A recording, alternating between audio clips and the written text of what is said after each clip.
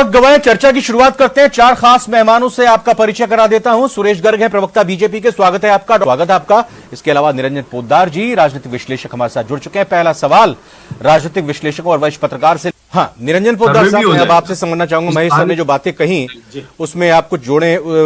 साथ ही साथ सवाल भी मेरा यह है कि अगर पिछले विधानसभा चुनावों की अगर हम देश में जो हुए, हिमाचल प्रदेश और कर्नाटक की अगर बात करें, तो कांग्रेस उससे प्रेरित होकर चुनाव से 2 महीने पहले ही प्रत्याशियों के नामों को ऐलान करने की तैयारी में है। और कह भी दिया गया है कि क्योंकि एक लिस्ट जो है वो सितंबर के आखिरी हफ्ते तक या सितंबर के 10-15 दिन पहले तक सामने आ जाएगी।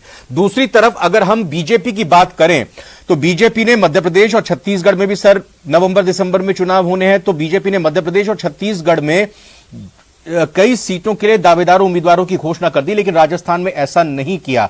तो इन दोनों लिहाज से हम समझना चाहेंगे राजस्थान की राजनीति आपके जरिए, टिकटों के बंटवारे को लेकर, टिकटों के दावेदारों को लेकर।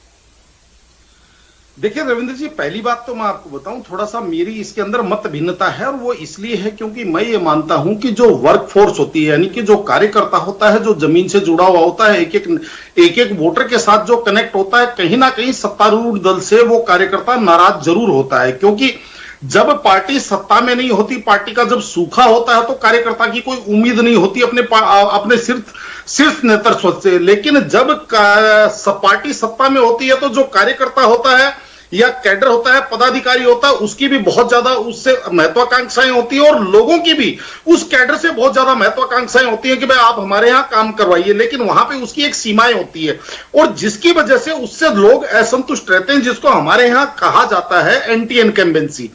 अब रही बात कर्नाटक और हिमाचल की बात, तो आपको यहां पे दोनों चीजों के अंदर एक भेद देखना पड़ेगा रविंद्र जी, क्योंकि वहां पे भारतीय जनता पार्टी सत्ता में थी और कांग्रेस जो है वहां पे सत्ता के लिए संघर्षरत थी। तो वहां पे जिस तरीके से इन्होंने टिकट की पहले घोषणा की या चुनाव जीता, तो इसको अगर आप राजस्थान से मूल्यांकन करते हैं तो यहां पे पहले तो स्थिति वो विपरीत है कि यहां नहीं, मैं फिर मध्य प्रदेश और छत्तीसगढ़ की भी तो मैंने बात की है ना। मध्य प्रदेश में बीजेपी की सरकार है, वहां भी टिकटों की घोषणा हुई है। छत्तीसगढ़ में विपक्ष में, वहां पर भी टिकटों की घोषणा हुई है, लेकिन राजस्थान में नहीं हुई। लेकिन इसके अंदर रविंद्र जी आपको यह देखनी पड़ेगी कि मध्य प्रदेश और छत्तीसगढ़ में भारतीय जनता पार्टी ने कौन सी सीटों के ऊपर टिकट की घोषणा की है। भारतीय जनता पार्टी ने जो गवाही है सीटों के ऊपर अपनी टिकटें घोषित की हैं, जो टिकटें उनकी जो सीटें बहुत ज्यादा कमजोर है, जहां पे भारतीय जनता पार्टी नहीं जीती, और उससे पहले भी जब लगातार तो राजस्थान में बीजेपी के लिए 200 की 200 सीटें मजबूत हैं क्या?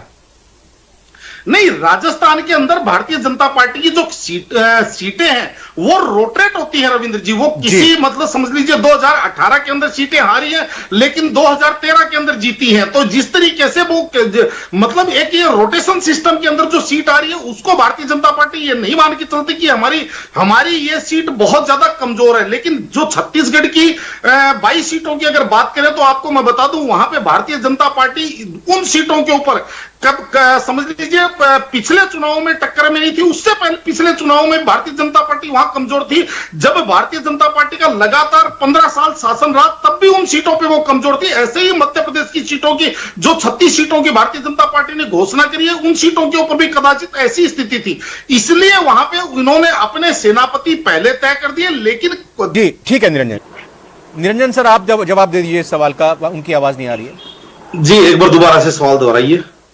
हाँ, मेरा ये सवाल है कि अमूमन जब टिकट वितरण होता है तो दूसरे की रणनीति पर भी नजर रहती है। इस चुनाव में आप इसको किस तरह से देखते हैं? देखिए रविंद्र जी, निश्चित रूप से जो पहले टिकट घोषित करता है उसके कुछ एडवांटेज होते हैं, तो लेकिन उसकी कुछ डिसएडवांटेज भी होते हैं। इसको मैं ये कहता हूं कि एक तरह की दुधारी तलवार है। हाँ। क्योंकि जो व्यक्ति जिसका पहले टिकट समझ लीजिए घोषित हो गया, एक तो सबसे पहले तो वो खर्चे में पिटेगा। हाँ। क्योंकि जब वो प्रत्याशी घोषित हो गया, तो जनता उसके पास अपनी समस्याएं लेके जाएगी। हमारे गाँव में हैंडपंप लगवा दीजिए, यहाँ प्याऊ लगवा दीजिए, यहाँ कमरा बनवा दीजिए, स्कूल का रूम बनवा दीजिए।